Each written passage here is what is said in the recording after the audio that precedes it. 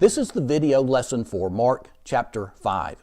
In Mark chapter 5, we have two long stories told by Mark about the life of Jesus. The second of those is a story within a story. Now, at this point in the Gospel of Mark, Mark is telling stories from the life of Jesus. These are probably stories that would have seemed significant to the church community as they told and retold the story of the life of Jesus. These are probably stories that were told over and over and over, and each of them has something that's significant and important in the story.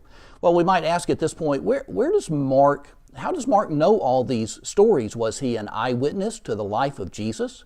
Well, traditionally we think probably not, although he may have come into the story of Jesus in Jesus' last days, particularly in the city of Jerusalem. But traditionally it's understood that the Gospel of Mark contains the preaching of Peter. Mark was a young man who was probably 10, 15 years younger than the first group of apostles. And in the New Testament, Peter says that Mark has become like a son to him, like a spiritual son. So he's someone who's very close to Peter, and the tradition is that he was in Rome with Peter, that he listened to Peter's preaching, and as Peter got older and near the end of his life, that people urged Peter to write down the stories of the life of Jesus, and Mark ended up being the one who did that. And according to the tradition, Mark took the gospel, what he'd written down, he showed it to Peter, and Peter approved it and said, yes, that's accurate. So traditionally, we understand the Gospel of Mark to be stories that were told in preaching and in ministry by Peter of the life of Jesus. So they certainly are stories that are eyewitness stories because they come from Peter himself. Now, in this chapter, we have two stories that are told in some detail, and we might ask, why are these stories told in detail? And the answer, I think, is probably because they're interesting. They are stories that have a lot of detail in them, and so Mark takes the time to tell these in some detail. The first story is the story of a man who has a legion of demons. When Jesus and the disciples arrive at one of the shores on the Sea of Galilee, on the eastern side of the Sea of Galilee, in a region that was primarily Gentile, it says that a man came out from the tombs who was possessed by a demon. Now, Mark gives us a description of this man. It says that he had to be restrained with shackles and chains, and the people had tried to restrain him, but nothing they did could actually restrain him. He broke all of the ropes and the chains that they tried to bind him up with. And maybe that was for his protection, maybe that was for their protection. It says that he lived in the tombs, and he cried out, and he wailed and he moaned. This was somebody who was particularly tormented. You don't live in a graveyard when everything's going just right in your life. So this man came out, he met Jesus and the disciples, and he says, interestingly, "What have you to do with me, Jesus, Son of the Most High God?" Again, here is a demon who recognizes Jesus as the Son of God. I ask you, don't torment me. It says that Jesus had commanded the unclean spirit to go out. Jesus asked his name, and he says, "My name is Legion, for there are many of us." Now, one indication of how badly this man was tormented is the man himself doesn't seem to speak. The demons control him and speak on his behalf. So as one of the interesting things about the story is that they ask permission to go into a herd of swine, and Jesus gives them permission. So they go into the herd of swine, which Mark says was about 2,000. That would have been a very large herd of swine. And the swine rushes suddenly down the hill and drowns itself in the lake. So if the demons thought that the pigs would be able to provide a place for them to live, the pigs are not able to handle the confusion and the distress that being inhabited by the demons causes. Now, you can imagine that if you saw this and experienced it, then you would find this quite an incident and quite an event. And so the people who were tending the pigs, they go into town. People come and see what's happened. The man with the legion of demons is sitting there. He's clothed. He's in his right mind. And it says that the town people were incredibly nervous. Now, one of the reasons we think this was probably a Gentile region was that there would not have been a herd of pigs in a traditionally Jewish area, and this was outside the boundaries of the nation of Israel. Interestingly, the townspeople say, Jesus, we think you just need to move right along. They didn't want Jesus messing in their business. Who knows what else they had going on? And Jesus does so. The man, interestingly, wants to go with Jesus.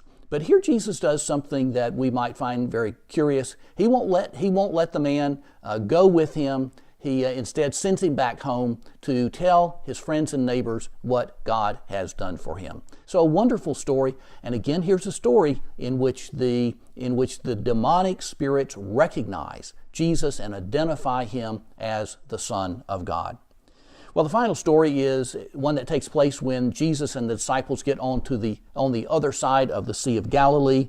There is a large crowd that is gathered, and there comes a man whose name is Jairus. He is a ruler of the synagogue, which means he's somebody of importance. He's someone that the people esteem. You wouldn't have gotten to be the ruler of the synagogue without being a person of character and of good religious faith. And he has a daughter who is sick. He says, Master, come and lay your hands on her so that she will live. And Jesus agrees to go with the man, and his daughter's sick on the verge of death, and Jesus in his compassion agrees to do that. Now, so what's interesting about this story is that something happens on the way to the man's house. There is a woman who's had a flow of blood for 12 years. It's not been something that just cured itself, not been something the doctors could cure. In fact, everything they did made it worse. And so she suffered from this, and she comes up and touches the garment of Jesus, and when she does, she realizes that she has been healed. Now, Jesus at this point, he stops. He realizes, Mark says, that power has gone out from him. He stops and he says, "Who touched me?" So here's a bit of a comic moment. The disciples, there are people all around Jesus. Everybody's touching him. And so the disciples say, "Master, what do you mean, who touched you? Everybody's touching you." And Jesus looks around. He says, "No, someone touched me."